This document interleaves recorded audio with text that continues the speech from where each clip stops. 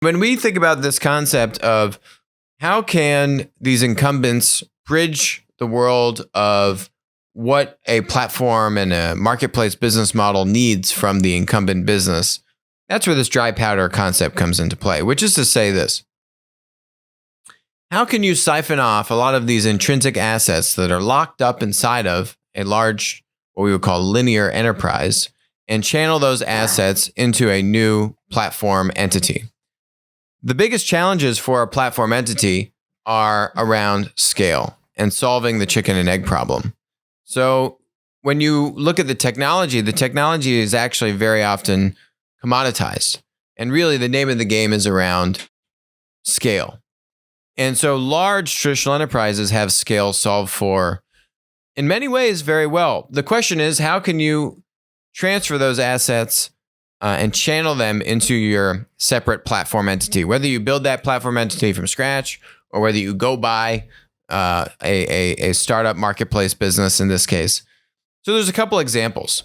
One would be around capturing latent demand. So latent demand could be, hey, I'm doing e-commerce revenue.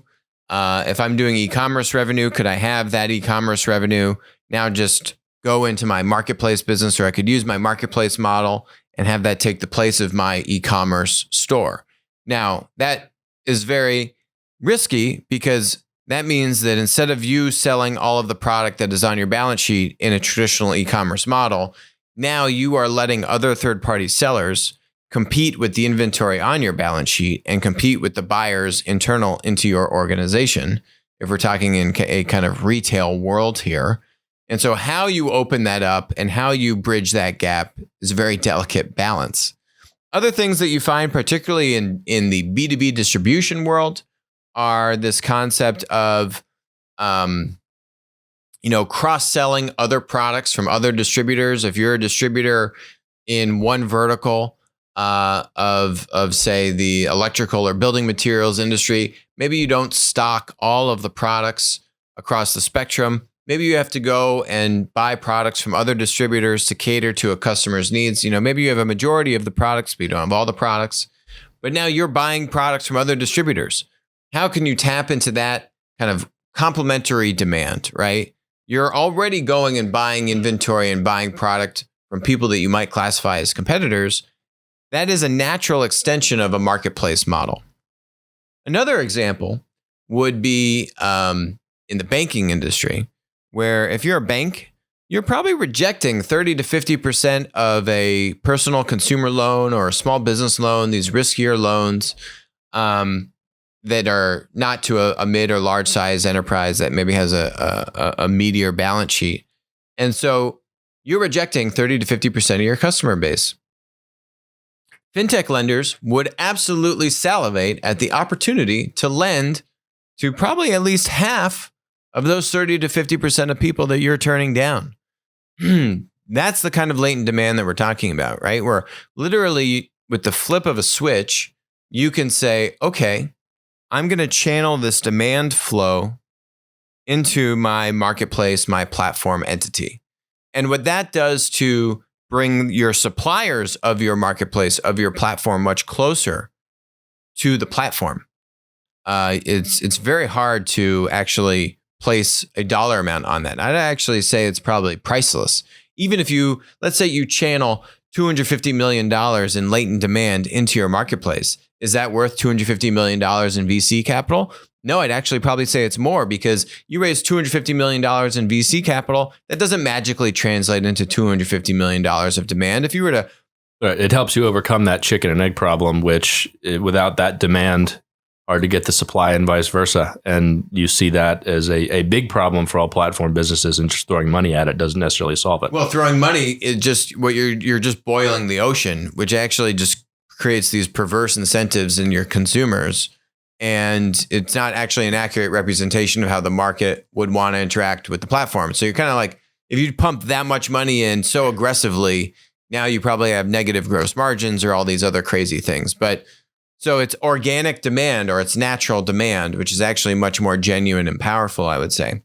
That's just on the demand side. Now, when I think about dry powder, capturing that latent demand, those different examples of it. There's other examples of it as well. I'd say that's the driest of powders. That is the most powerful connection that a traditional enterprise can bring to the platform entity. That said, there are other, I'd say, softer dry powder examples that would look at things like bringing inventory to the marketplace, bringing data about pricing and consumer behavior, bringing your supplier relationships and access to supply into the marketplace. Using your value-added services. If this is a marketplace, it could be around logistics or fulfillment or providing credit. If it's a bank, it could be around that, not only just credit underwriting facility, but the collections infrastructure and the repayments and the servicing of the loans, right? So all of these value-added services that every large enterprise has.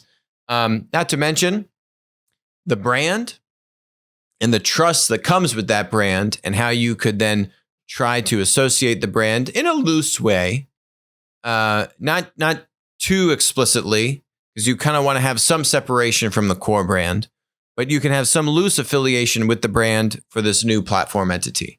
You round that all together, you got a handful of very powerful, what I would call unfair advantages, what I would call this dry powder concept.